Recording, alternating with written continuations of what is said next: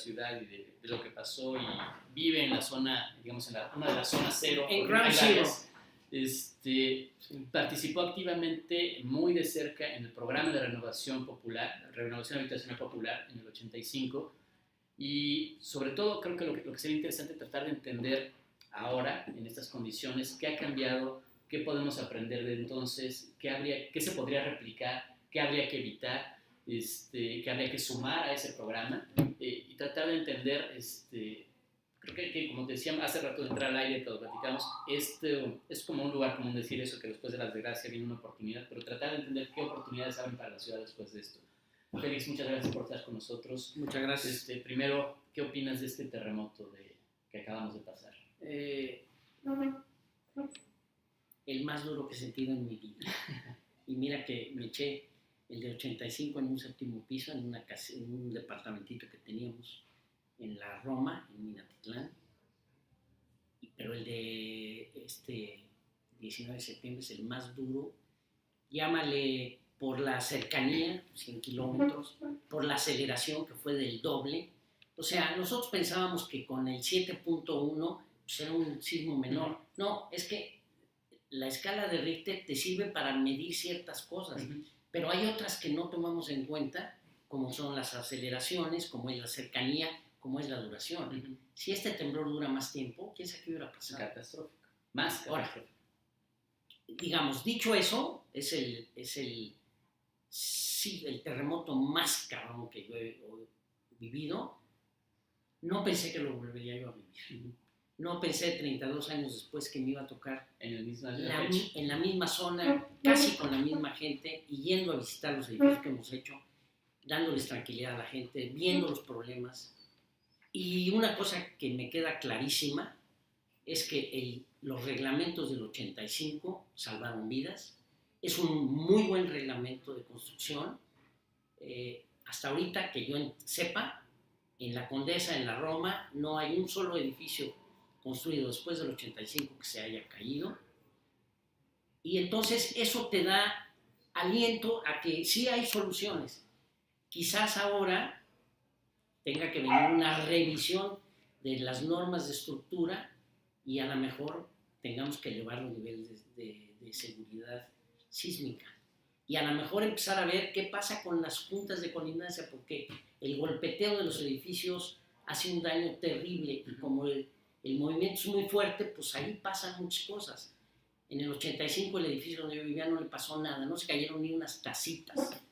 En sí hubo golpeteo y se dañaron los muros de relleno, que por otro lado a lo mejor hay que cambiar de procedimiento ya constructivo, llenar los muros de tabique cuando tienes estructuras de acero o de concreto, como que dices, el tabique ya está, hay que hacerlo de tabique, pero en otro nivel, ¿no? Entonces, creo que tiene que haber una revisión exhaustiva en ese sentido. Ahora, ¿qué pasa en este septiembre? Que es terrible. Nos pasaron un terremoto de 8.1 y nos vimos triunfalistas. Dijimos, mira, ya aguantamos. Sí, se nos olvidó. Se nos olvidó también lo que pasó. Que eran a 800 kilómetros. Y se nos olvidó todo lo que pasó en Oaxaca y en Chiapas. No, lo reconocimos. Sí. Es más, yo lo que digo es, hay que hacer 50,000 casas en esa zona, pero en unas zonas rurales dispersas, el grado de dificultad para lograr esa meta es diametralmente opuesto a las 60,000 viviendas que hicimos en la Ciudad de México. Y ahorita, si quieres, de eso hablamos. Pero evidentemente que el cambio climático está afectando. Es inaudito que nos hayan pasado 2 temblores de 2 lados tan opuestos, huracanes del Golfo, huracanes del Pacífico. Señores, la naturaleza cambió, o cambiamos nosotros, o aquí va a ser nuestra tumba. Y no lo digo metafóricamente, lo digo en serio. Sí. Ahora, ¿qué cosas tenemos que aprender? Bueno, pues eso es lo que hay que empezar a ver. O sea, no puede ser que no tengamos microzonas de riesgo en donde definamos, mira, en esta zona no se pueden construir más que 2 pisos o 3, en esta puedes hacer esto, en esta otro. Un poco ir aprendiendo de esto. Es decir, me queda claro que me parece rarísimo que ahora los edificios más dañados son los de 7 pisos para abajo. Pero el daño es menor. y eso hay que agradecerlo. Obviamente la pena y el dolor de la muerte es terrible, pero los timbres de tu corazón responden, la solidaridad, el dolor, el apoyo. Me parece que es una condición humana, casi todo el mundo reacciona así, y los mexicanos lo hacemos de una manera fantástica. Lo que hay que hacer es aprovechar esa inercia que ya trae la sociedad, ¿no? Porque hay que reconocer, el 85 cambió muchas cosas. Era una sociedad cerrada, dominada políticamente por un partido, rebasada. La sociedad salió y emergió y se canalizó de otra manera. Y luego vienen las prebendas, ¿no? La política a veces se ensucia, carajo. Sí. Pero ahora tenemos una sociedad más educada, más abierta, con tecnología, y hay que seguir pensando en eso. Ahora, al rato creo que sería bueno que regresáramos a hablar de algunas cosas que has tocado ahorita, pero me gustaría, y sobre todo pensando que mucha de la gente, mucho de nuestro público, de nuestra audiencia en Arquine, probablemente o no habían nacido o eran muy chiquitos cuando el 85, y a lo mejor solo conocen de oídas o no conocen bien de qué se trató el programa de renovación habitacional popular en el 85, un programa que yo he oído a veces gente que pasa por afuera de esos edificios, que hay algunos en la Roma, en la Condesa, creo que en la Condesa no hay tantos, pero en la Roma hay muchos.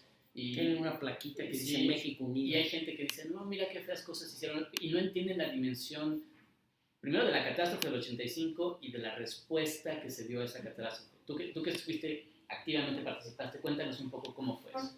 Mira, me parece que el primer, digamos, un poco la secuencia después de esto, de la no reacción del gobierno, de repente dijeron, vamos a expropiar. Y expropiaron en una velocidad, expropiaron terrenos en Reforma, etcétera, etcétera.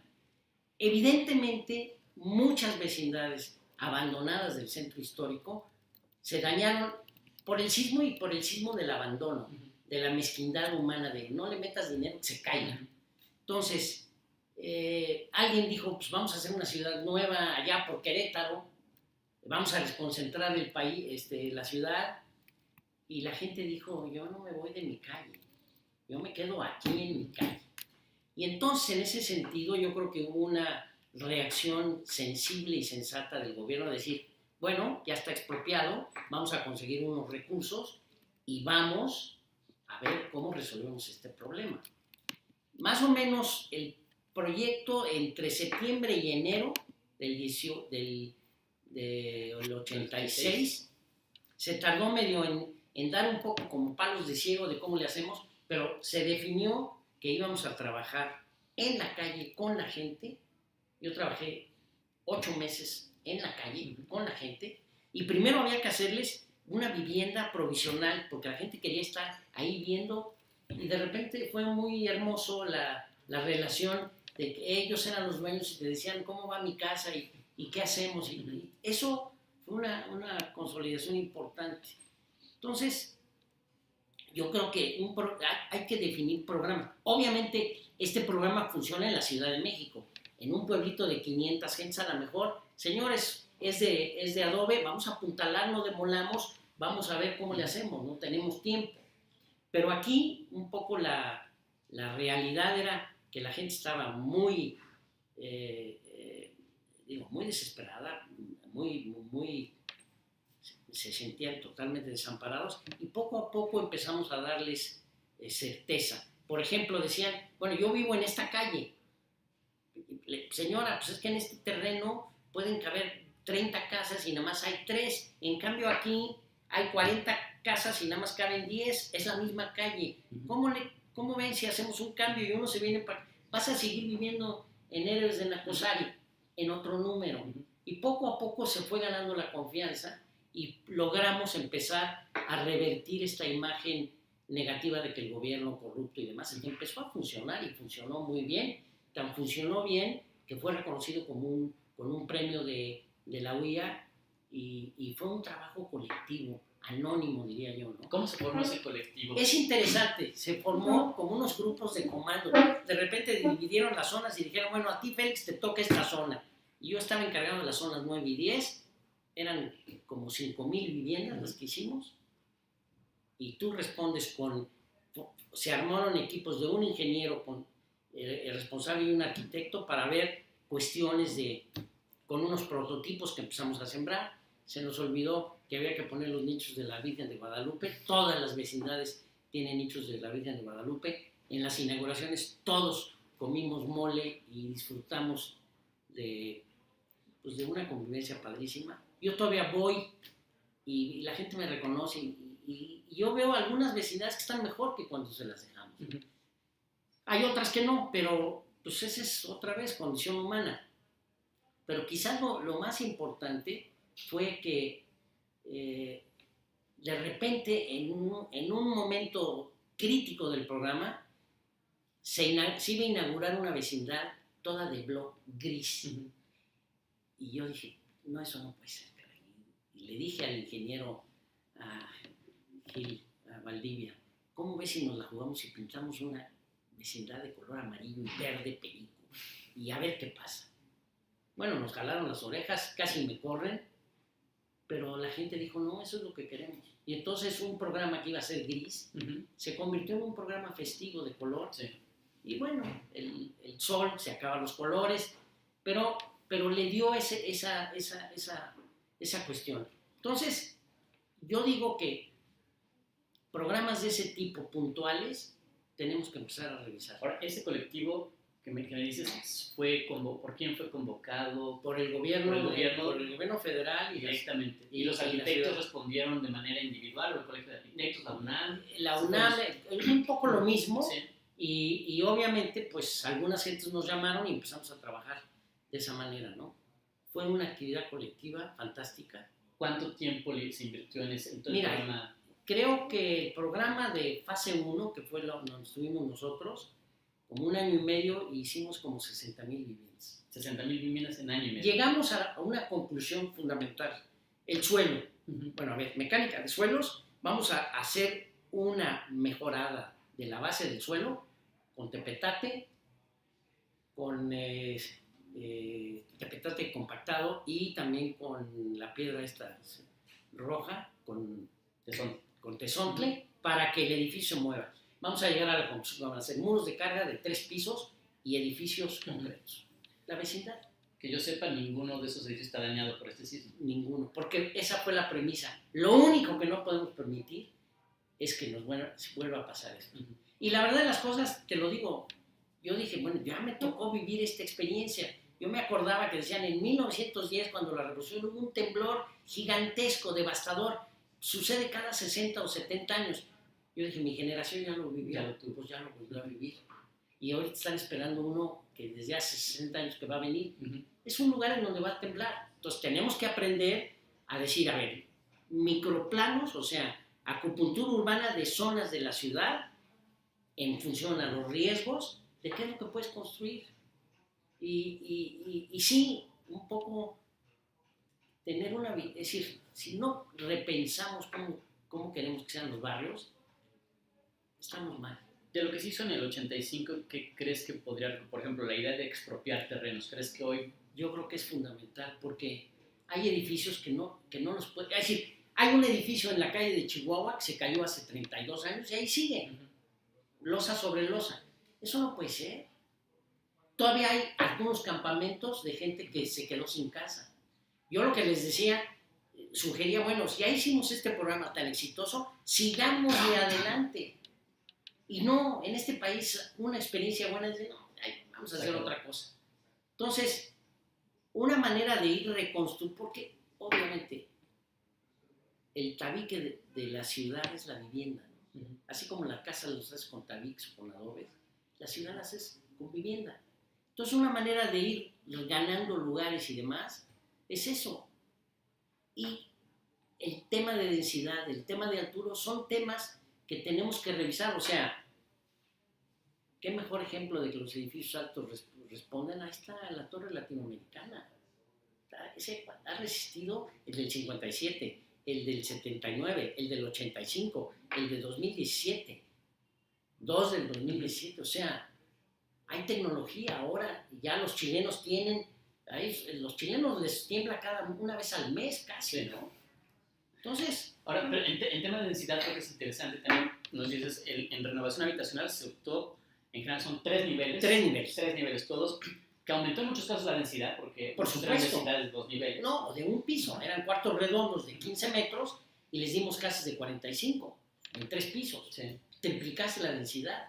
Este tema de la densidad es importante porque hay una discusión ahora en la ciudad sobre cómo crecemos o cómo no crecemos, y muchos cuando hablan de densidad, o algunos imaginan cuando hablan de densidad, las torres de Reforma, que pues, está bien, a lo mejor tener torres en Reforma, pero la ciudad no podría ser una ciudad de puros edificios de 60 pisos. Si la Ciudad de México creciera a 4, 5, ¿hasta qué niveles? Digo, este temblor afectó más edificios entre 4 y 7, entonces sí, parece que hasta 4, incluso en 85 los de 4... No tengo ese dato, sí, pero no, porque ahí están todas las vecindades que eran de 2, que eran producto de otras cosas. Sí. Creo que lo que no se vale es que al lado de una casa de 2 pisos tengas un vecino de 20 pisos o de 15. Eso me parece que no, que debe estar eliminado. Entonces, ¿no? Pero sí hay zonas, es decir, no hay que estigmatizar, es decir, el problema de la ciudad ahorita con el pánico es que vuelva a crecer horizontalmente hacia la periferia, y eso no es lo sostenible. Entonces, ¿cómo discutiendo con la población, encontrando y diciendo, obviamente en la calle de Laredo, ahí pasa una falla, pues, se ha caído 1, 2, 3 y en San Luis 4. O sea, necesitas ser ciego para decir, oye, aquí hay que tener cuidado, aquí hay que ver esto con otra visión, o si todo el mundo pasó desde Xochimilco por Nuevo León, bueno, pues vamos revisando qué podemos hacer. Y estamos hablando de a 30 años plazo, o sea, ¿por qué no rescatar otra vez partes del lago, que es una idea fundamental? O sea, este era un lago, es un lago, estamos en un suelo de gelatina, su vocación es lago, y la naturaleza nos toca y nos dice, es lago, piensen en eso. Bueno, yo creo que esas son las cosas, y yo creo que tenemos que haber un grupo de gente que piense la ciudad a futuro, una autópolis o lo que quieras, ideas locas, no importa, que se vayan penetrando en la memoria colectiva de la gente. Lo que no podemos hacer es, aquí se cayó un edificio de 5 pisos, ¿sabes qué? Ahora ya tenemos la tecnología, vamos a meter 8. No, a lo mejor es parte de un programa X, pero tampoco vamos a decir todos los que se cayeron que se vuelvan parques, porque ahí están los parques abandonados. Ahí está la Plaza de la Solidaridad, en lo que era el Hotel Regi, que es un asco. O sea, vamos a hacer un memorial, pero de otra manera, ¿no? Ahora, otro tema que también creo que es importante de comparar o tratar de pensar en relación al 85. El mismo nombre lo dice, programa de renovación habitacional popular. La mayor parte de la vivienda era de cierto nivel, digamos, socioeconómico. Sí, era vivienda de interés social. ¿Cómo habría que pensar en otros modelos, en un modelo que fuera más mixto, que hubiera vivienda a distintos niveles? Por supuesto. ¿Cómo podríamos retomar eso? El tema de la gentrificación, ¿no? Sí. Obviamente, ahora le pegó, bueno, no es cierto, Iztapalapa hay 4.500 viviendas que se tienen que demoler y que se tiene que hacer un programa exprofeso. Pero en esta zona, la zona, ¿cómo le llaman aquí? Hipsters, no sé qué, lo que sea. Digo, a mí no me pueden decir eso. Yo tengo 40 años viviendo aquí. Desde el principio. Es decir, yo tomé una decisión de vivir aquí porque vivía yo en Las Flores y dije, pues, pierdo un chorro de tiempo. Aquí voy a vivir y mis hijos son urbanos. Bueno, pero eso es aparte. La gentrificación, no, es que ya van a llegar La gentrificación es un fenómeno del mundo, pero lo podemos mediar. O sea, aquí en este edificio, maestro, aquí viven gente que puede pagar tanto. Bueno, pues inventemos un programa de apoyo y a lo mejor les damos posibilidad a que crezcan más y que sean libre mercado. Yo creo que debemos de abrirlo a esas opciones. Que también implicaría, pero no solo digamos, financiamiento nuevo. Otras formas de financiamiento. Sin duda. Vivienda en renta, por ejemplo. Tiene que haber un chorro de vivienda en renta. ¿Cuánta gente de las que trabajan aquí viven solos con su perro? ¿Cuántos? Ese es un poco el nuevo mundo. O sea, los millennials que dicen, yo no quiero una casa, quiero tener la mejor computadora, el mejor teléfono, etc. Bueno, pues una vivienda en renta. Y me voy a mover en ese barrio. O sea, hay gente que nació en un edificio y allí tiene 45 años. En Tupilco Universidad he ido a ver a la gente y pues yo nací aquí y este es mi mundo, no me he movido de aquí. Hay otros que tienen mucha mayor posibilidad, ¿no? creo que tenemos que entender los nuevos estilos de vida, las nuevas formas, y obviamente tiene que haber tienen que ser cosas para la sociedad toda, ¿no? O sea, sí. Que también, por ejemplo, renovación habitacional sí había usos mixtos, pero era una tiendita. Sí, eran las accesorias, sí. Era una visión limitada. O sea, este ejemplo se puede trasladar actualizándolo en otras cosas. Por ejemplo, cuando lo de que los megaproyectos, o no sé cómo le llamaban antes, yo puse un día, bueno, Ciudad Universitaria es un megaproyecto, ¿qué tienes contra eso? Entonces, hay que hacer las cosas bien. Y desde luego, impunidad y corrupción hay que eliminarla. Y creo que la sociedad ya está en ese momento para exigir otras cosas. Y si los políticos creen que esto no va a modificar el mundo político, pues nomás que me remonto al 88, me remonto al 97, al 2000. O sea, son procesos sociales que son lentos, que ahí van. Pero bueno, yo sí creo en la evolución y creo que todavía tenemos chance en este planeta, aunque si has visto el último corto de Carl Sagan, somos un puntito en este universo impresionante, ¿no?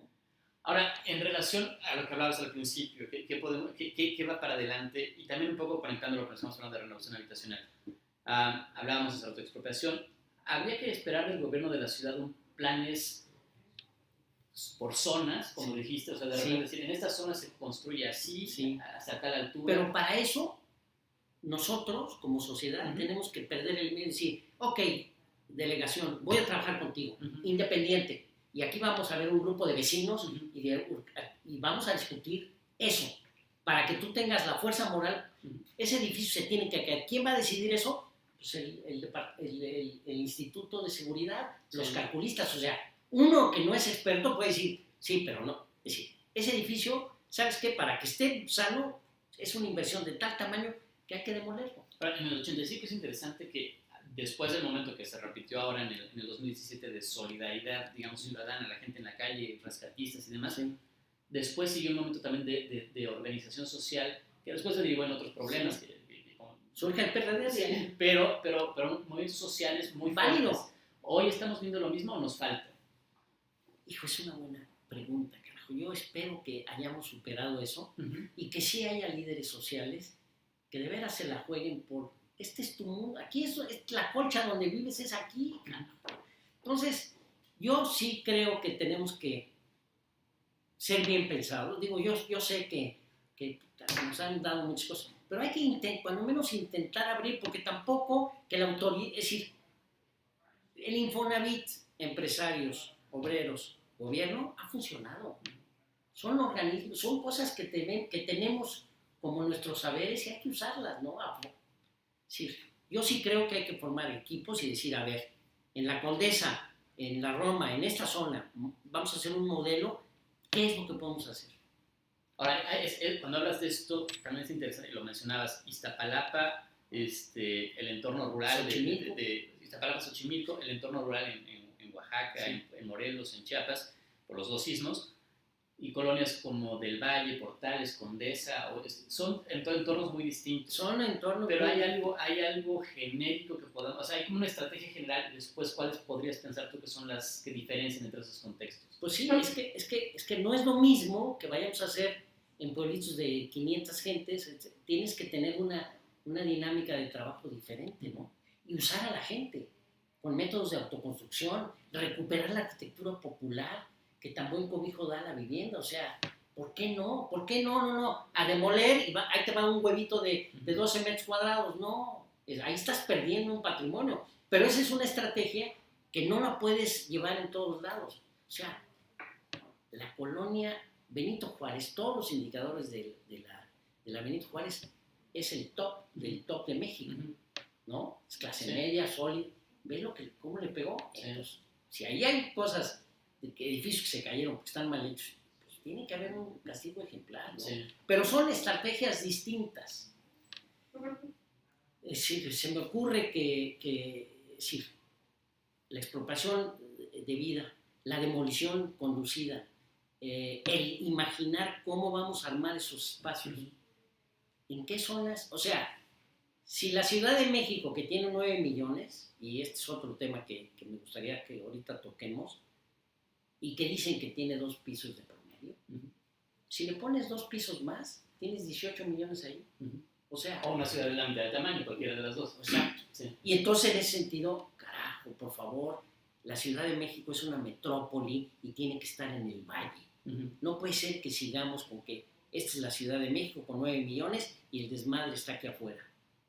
O a lo mejor los de allá dicen, el desmadre está aquí y nosotros estamos bien. Tenemos que quitarnos esas barreras. Infraestructura de transporte, o sea, no puede ser que sigamos metiéndole dinero al coche. El coche es un dinosaurio que se va a morir. Ahora, hay decisiones que se tomaron en el 85 que también podríamos tomar como, no sé si como ejemplo, para bien o para mal. Yo creo que malo a lo mejor. Lo que pasó con el Juárez. Se cayó todo el Juárez y la decisión fue ahí hacer nada, digamos, quedó un vacío. Un parque. Eso habría, como dices, el parque, no es que estemos en contra de los parques. No, pero no es cositas. Pero no. Se podría haber recuperado el mismo espacio verde con la vivienda que se perdió allí en ese caso. ¿No? Se puede. Es una visión de ciudad finalmente, sí. lo que hace falta. Es una visión de ciudad de distinta magnitud y se vale explorar ideas, ¿no? Es decir, es muy lamentable que, te digo, hasta en el Regis vamos a hacer la plaza y ¿qué? No es a base de huecos y de vacíos, es a base de paramentos y de retomar la idea de los usos mixtos. Qué bueno que ya los estacionamientos están siendo dimensionados de otra manera. Queremos calles vivas, pues tiene que haber banquetas, tiene que haber actividad en la calle que sea agradable. ¿Por qué la gente viene aquí? Pues porque, carajo, oye, qué bonita es esta cosa, ¿qué? Es eso, ¿no? Sí. ¿Por qué no podemos replicar eso en todas las partes de la ciudad?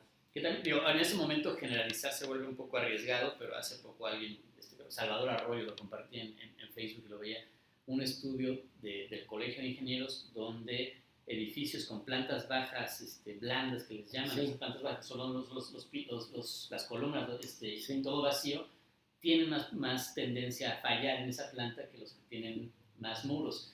Y la primera respuesta es, pues sí es la planta de estacionamientos, que la dejas vacía para que quepan más coches y llega el sismo y es donde se truena. Generalizar es un poco difícil ahorita. Yo no estoy de acuerdo con eso.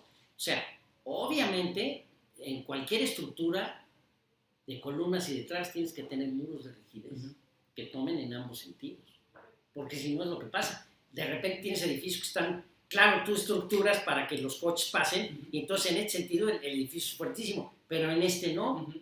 O sea, es decir, los arquitectos, aunque no calculen y demás, tienen que tener una inserción en cómo se comportan las estructuras de los edificios. Para saber, ¿no? Saber, oye, a ojo de buen cubero, yo te llevo ahorita en Citlaltépetl y dices, hijo, un edificio de 10 pisos con unas columnitas de concreto de 30, ay, me da miedo. Yo no me meto ahí.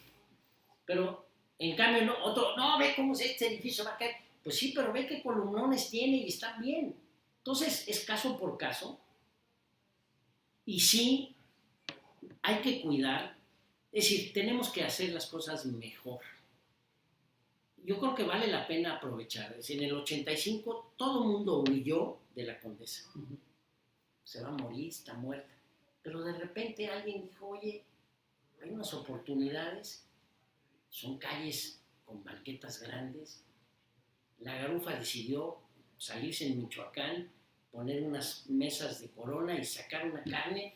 Y todos los jóvenes dijeron, oye, qué buena onda, porque eso es lo que yo veo que sucede en Nueva York o en París, o ¿por qué no hacerlo? Y empezó a crecer y a crecer, y creció de una manera terrible. Y bueno, obviamente, la gente se agandalla y dice, pues ya, ahora los precios son de 100,000 pesos metro cuadrado. Tiene que haber un equilibrio. Este es un golpe que nos puede volver a ubicar en hacer una ciudad más accesible. Porque el problema es que si no puedes acá, te vas para acá y estos que ya no pueden pagar se van para allá y ahí siguen, ¿no? Y en ese sentido es donde digo, a ver, maestro, tenemos que tratar de diseñar una metrópoli o megalópoli de 30 millones de gentes con 30 ciudades. ¿por qué no pensar en 30 ciudades, en 30 paseos de la Reforma, en 30 esto, en 30, ¿no? ¿Por qué no imaginarnos y darnos en donde haya efectivamente más espacio verde, más lagos? Es decir, se puede. Ahora, eso rehabilitamos las malas decisiones de 500 años. 500 años de malas decisiones. Hace 500 años pues, fueran razones religiosas y de conquista. Si se hubieran puesto en la periferia, esta sería la ciudad más bella del mundo. Es decir, Venecia nos daría bola. Sí. Dicen que, el otro día leía que Enrico Martínez, el buen Heinrich Martin, que cuando lo traen, lo primero que dijo es, pasen la ciudad a las lomas. Cuando dijeron, no, la ciudad se queda acá, entonces cómo nos la secamos. Pero, o sea, se hubiera quedado con la primera decisión y hubiera sido la buena, ¿no? Sí. O no necesariamente las lomas, pero había espacio, para entre lomas y lago. Y el país niega Ahora, en relación a esto que estás diciendo, otra vez, en el 85 la mayor parte de los daños se concentraron, hubo por todos lados, Tlatelolco, el Juárez, etc., pero se concentraron en una zona más o menos central. Ahora se repitió esa zona, pero se extendió a otras zonas. Por como entró ¿Qué eso es lo que pasa? Eso nos abrió la oportunidad si fuéramos optimistas y pensáramos a largo plazo, de decir, bueno, estas 4.500 casas que hay que reconstruir en Iztapalapa, una zona depauperada, excluida, donde hay falta el agua, marginada ya de por sí, esta reconstrucción de 4.500 casas podría ser, bueno, pongamos casas, pongamos escuelas, pongamos industria. Hagamos un barrio sustentable y sostenible. Lo podemos hacer. ¿Ves posibilidades de que eso pase? Yo creo que sí. Pero tú eres optimista. Bueno, yo soy un optimista empedernido, pero sí se puede. Hay que hacerlo. Es que hay que hacerlo, ¿no? Es decir, me queda claro, en el 85 se murieron, ¿qué? ¿10,000 gentes? ¿O 30,000? Entre 10 y 40,000. Bueno, por eso. Siempre, sí. Y se cayeron 400 de un golpe. Sitúate ahora. Se cayeron 40. Probablemente haya 2,000 edificios, de los cuales a lo mejor 500 hay que demoler. No sé.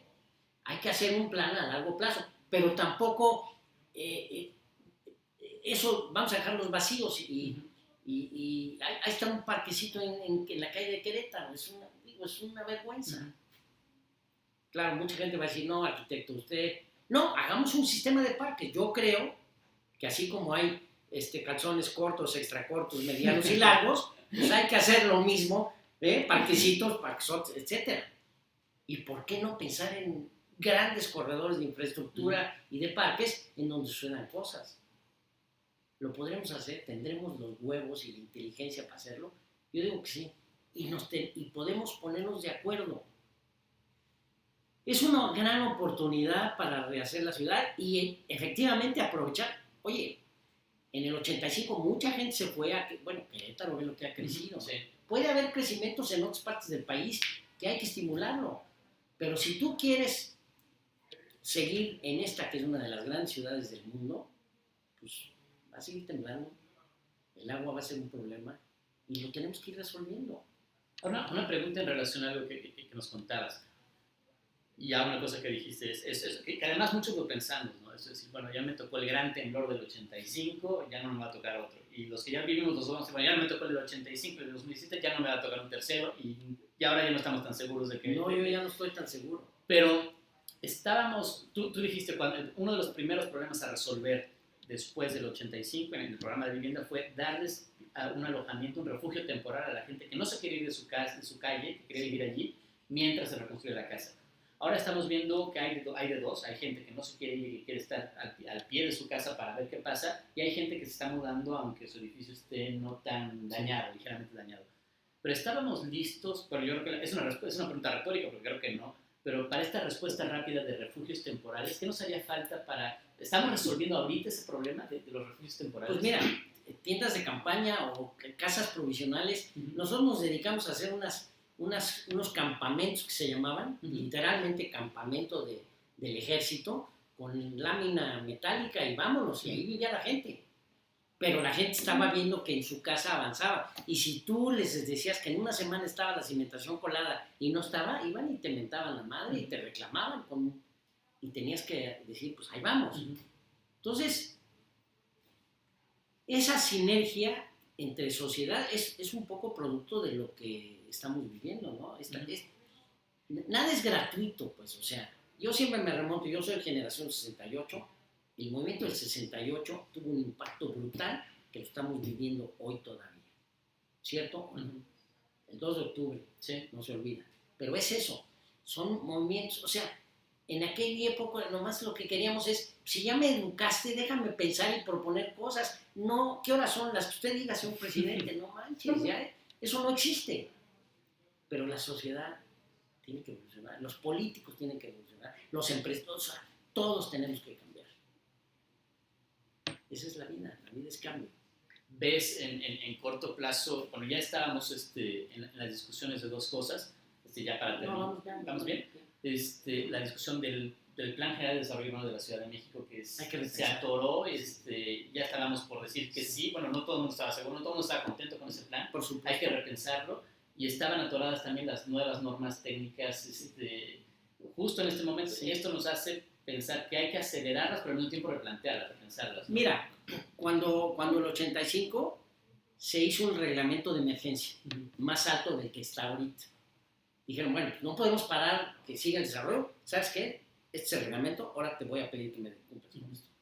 Ya después dijeron, oye, exageramos, vamos a bajarle. Pues ahora otra vez yo creo que tenemos que repensar y a lo mejor tenemos que hacer estructuras que aguanten un sismo de 9. Sí. Y el problema de las colindancias, a lo mejor, pues perdón, pero tienes que separarte en función de lo que sea un buen espacio. Sí. Y oye, pues es que mi terrenito es de 10 metros, pues maestro, te tienes que juntar y fusionar para que salga algo, porque si no, pues ahí no vas a poder hacer más que una cosita. Sí, hace poco leía, no sé, es un poco extremo, pero a lo mejor le damos la razón, o tú dime qué opinas de eso. Alguien leía, no sé si en Twitter o en Facebook, que decía, tenemos que hacer esta ciudad que tenga un máximo de altura general de 4, 5, niveles 6, y queremos los que sepamos que resiste con ciertas normas. ¿Quieres hacer un edificio de 7? Pues tu edificio de 7 necesita la misma tecnología que la Torre Mayor. ¿Te sale el negocio? Pues hazlo con 7 pisos de tecnología de Torre Mayor. Si no, o sea, como que diferenciar entre lo normal, digamos 7 pisos para toda la ciudad, y las excepciones, que son las torres que... Pero si te vas ahorita y dices, la ciudad tiene un piso y medio, y tenemos edificios de 60 pisos, o sea, con esto que tú dices, que sea de 5 pisos parejo, te da para mucho. Para muchas cosas. Y efectivamente, obviamente, tú no vas, es decir, cuando hacíamos la vivienda de interés social, el límite eran 4 pisos, porque era lo que podías subir sin fatigar. O sea, y esto ya se fue a 6 pisos. Sí. Me parece criminal que pongas a unos viejitos que suban 6, pues se les da un infarto. Sí. Entonces, claro, ahora dicen, no, los viejitos abajo, y no pueden bajar. Entonces, una escala razonable, o sea, lo que no puede ser es esta cosa, una cosa así y una cosa así, no, bandas. Y, mira, el lote urbano tiene que cambiar. Sí, no me acuerdo que es eso, ¿qué arquitecto, algunos de los que decía que el límite de altura de un edificio es el que puedes abrir la ventana y gritarle a tu hijo que está hablando en la calle 20 que ya es hora de comer y que te oye? Está buenísimo, ¿no? Pues sí, estás hablando de 4 pisos. Sí. Y con 4 pisos tienes, pues es lo que decíamos, metes a 18 millones. Porque, ¿qué pasa?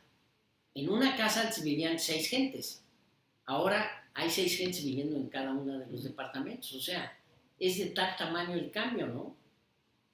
Digo, la familia se hace más chica y se van. Y entonces tienes una casa enorme en donde viven nada más el papá y la mamá. Y dice, no, es que esta casa es para cuando nos juntamos los domingos. Pues ahora se juntarán los domingos una vez cada 3 meses, porque, no, pues tengo, ¿no? El tema del el lote urbano, o sea, lotes de 10 por 20, la ciudad está llena de eso. Ahí puedes hacer muy pocas cosas, puedes hacer las casitas, y está bien, pero a lo mejor con nuevas normas, pues tendrás que hacer fusiones para hacer unos proyectos que sean más accesibles en costo, y que metan a más gente. O sea, muchas veces me dicen, no, es que la gentrificación, le digo, ojalá y todos nos gentrificáramos, porque quiere decir que vamos a subir todos, ¿no? Te dicen, no, pero sí es tratar de hacerlo. Digo, yo te pregunto, ¿dónde prefieres vivir? ¿En una casa con caballos y jardín y alberca pero te tardas una hora, o vivir en un departamentito, pero caminas y estás, o sea, la vida de la ciudad es esa, ¿no? Tenemos que imaginar nuevas formas de asentarnos. Ahora, regresando y pensar, ya para cerrar la plática, tratar de preguntarnos hacia dónde habría que ir. Si retomo lo que nos contabas de renovación de habitación en el 85, fueron 5 meses de tratar de entender cómo era eso, sí. Y luego año y medio de producir. O sea, sí. Año y medio es para, en términos de 60,000 viviendas es, como dices, es cuestión de premio, es un logro. En términos del que vive en un campamento, año y medio es una eternidad. Es una eternidad. Aunque acabamos de ver que hay gente que le acaban de dar las llaves de su casa después de 32 años. Eso también es para porque los problemas nos interrumpen. Pero estaríamos pensando que podríamos, en este caso, replicar, decir, necesitamos, a lo mejor acortar, necesitamos 3, 4, ya hay tecnología. Van 15 días. En otros 15 días, o en cuánto tiempo deberíamos tener claro qué hacer. 2 meses. 2 meses, creo. Sí. O sea, para el 19 de noviembre. Decir, la estrategia para Iztapalapa es esta. La estrategia para la Colonia del Valle es esta. De celebrar la revolución debemos saber cuál es la renovación de la ciudad. Pues sí. Yo creo que habría que ponerlo como meta y todo el mundo participar y de la manera no protagónica, desinteresada, de buena vibra, porque es tu barrio y es tu ciudad. ¿Y a quién les vas a preguntar? Pues a las gentes. Mira, platico una anécdota que me parece muy conmovedora. En los días posteriores al terremoto, caminando, me encontré a una vecina, una líder, que en una reunión que tú estuviste presente me dijo ecocida, misógino, 20,000 cosas. Me abrazó y me dijo, podemos no pensar, pero lo que están haciendo ustedes, que ya los vi que andan recorriendo, eso habla de lo que somos. Y le digo, claro, en estos momentos tenemos que sacar lo mejor nuestro, nuestra humanidad.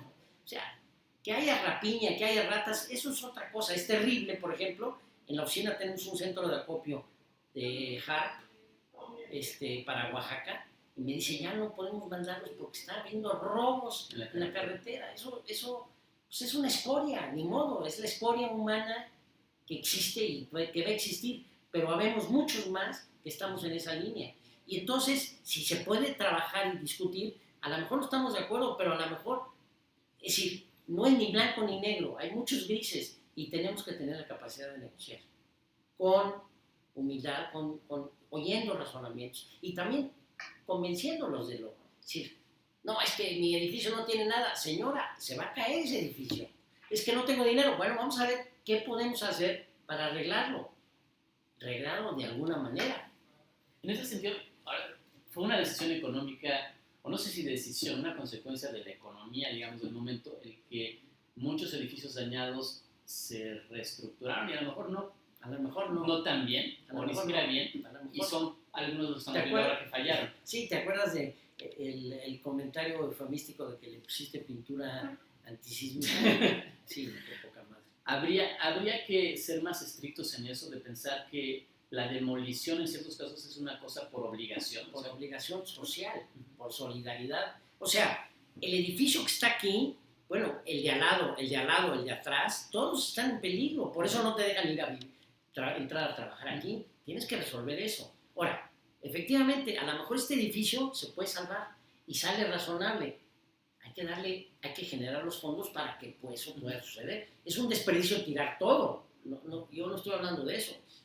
Pero hay edificios que si no... Que en relación a eso, porque en este grupo colectivo un poco amorfo de Reconstruir México de arquitectos, que tú también estás participando allí, se habla mucho de no demoler. Pero ahora creo que hay que tener muy claro en qué estamos hablando estos pueblos en Morelos. Yo digo que en el ámbito rural tenemos el tiempo a favor y usar a la gente con su mano de obra. Resolviendo el problema, digamos, de la emergencia. Claro, pues sí. Porque puedes apuntalar y decir, oye, bueno, es de adobe, podemos arreglar esto.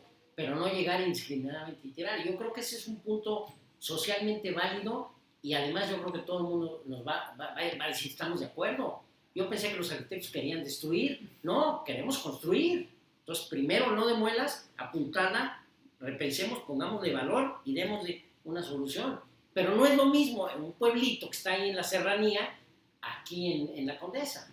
Aquí tenemos que actuar con una estrategia diferente. Y trabajar. Y yo insisto, iniciativa privada, gobierno y sociedad. Y los técnicos. O sea, sí tiene que haber un grupo de gente que tenga una autoridad moral ganada, reconocida por los, para que diga, señora, esto ya me lo dijo este señor que es el Albert Einstein de la ingeniería, el Rosenbluth de ahora, ¿no? Esteban Maraboto. Hay mucha gente que sabe y tienen ese reconocimiento, entonces hay que usarlos. Ahora sí, última pregunta, para que puedas ir a todo lo que tienes que seguir. Bueno, Félix, para los que nos están oyendo, Félix nos contaba, me contaba hace rato que ha subido 100 pisos por lo menos en estas últimas semanas revisando. Sí, recorrido 50 kilómetros, yo creo. Estoy en forma. Sí, buen ejercicio. Buen ejercicio. Después del 85 seguramente, y a lo mejor te lo pregunto, después del programa de renovación habitacional popular, la profesión, digamos, el gremio de arquitectos seguramente ganó prestigio, no solo con el premio internacional, sí, sino prestigio social, digamos, sí, con la gente. Sí.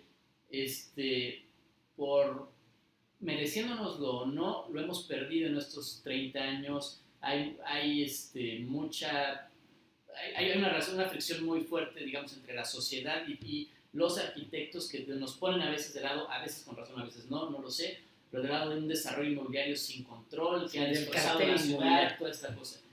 Este momento es un momento para repensar todas esas cosas y también repensar la posición del gremio, digamos, ante la ciudad, ¿no? Fíjate que sí. O sea, yo diría que en los últimos 15 años, o 20, a los arquitectos los borraron del mapa en materia de la vivienda social. Simplemente no tenías cabida. Y después de ese prestigio es totalmente incomprensible que nos hayamos dejado quitar esa pelota. Esa pelota que tenemos la autoridad moral para decirlo, ¿no? Pasó. Ahora estamos recuperándola. Y yo creo que es el momento de decir, a ver, ¿con quién estás? Fuera máscaras. Tú estás con el cartel inmobiliario. Bueno, ya sabemos quién eres y dónde vas a actuar y sabremos cómo repelerte. O no, yo estoy con ustedes, con la ciudad. Y para eso sí se necesita que aquí haya unos edificios de estas características. Hagámoslo juntos. O sea,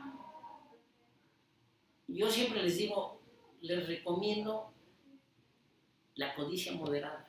Digo, no la vas a evitar. Sí. Pero, carajo, siempre hay que ver más allá de tu nariz. O sea, tú imagínate si los Basurto deciden, oye, el parque, chingatelo, pone unos edificios ahí. En cambio, tú ahorita hablas del alarme de los Basurto y dices, ve lo que dejaron. O sea, ahí hay una muestra de que los señores hicieron socialmente útil lo que tenían que hacer y ganaron dinero. Pues sí, nadie está peleado con eso. Cuando menos yo lo creo, es decir, razonable. Pero hay ejemplos. El maestro Cuevas, José Luis Cuevas, el ingeniero arquitecto. El pintor tiene un segundo apellido de un comentarista, se me olvidó ahorita. Decía, bueno, ¿y quién va? Después de nosotros, ¿quién va a hacer esto? Pues ya dejé yo una semilla, o Contreras, o sea, pan. Hay que hacerlo. Es nuestro ámbito natural. Y hay que hacerlo con gran responsabilidad. Ahorita les decía yo aquí a todos estos jóvenes que los agarró en una columna en el piso 8, es muy serio ser arquitecto y ser ingeniero. O sea, medicina, arquitectura, ingeniería son realmente profesiones de servicio y no de lucimiento personal. Por eso a mí me chocan los star arquitectos, me cagan. Sí, hay que ser responsable y solucionar lo mejor que puedas. Y si tú haces eso, eres revolucionario, porque estás resolviendo lo que te están pidiendo. Entonces te puedes ir a dormir tranquilo y soñar con otro proyecto mañana. Es una cosa ética. Hay que saber decir que no a muchas cosas. Eso mucha gente no sabe decir que no. Pues con eso me quedo, Félix. Muchas gracias. Muchas gracias a todos por habernos escuchado y ánimo. En esta versión fuera de momento de la hora Arquine. Habrá otras de estas, por supuesto. Seguiremos hablando del tema, porque es un tema que creo que no solamente de los efectos, sino de qué hacer, cómo nos sumamos como arquitectos. Sigue todo esto, síganos en las redes y feliz. Y se vale no estar de acuerdo, y se vale discutir, pero con razonamiento. Sí, o sea, pero eso creo que es importante. Mucha gente dice, no es momento de discutir, no, al contrario, es momento de discutir mucho, con argumentos, exacto, para discutir mucho. Imaginar otras cosas, locuras, bienvenidas también. Gracias, Félix. Gracias.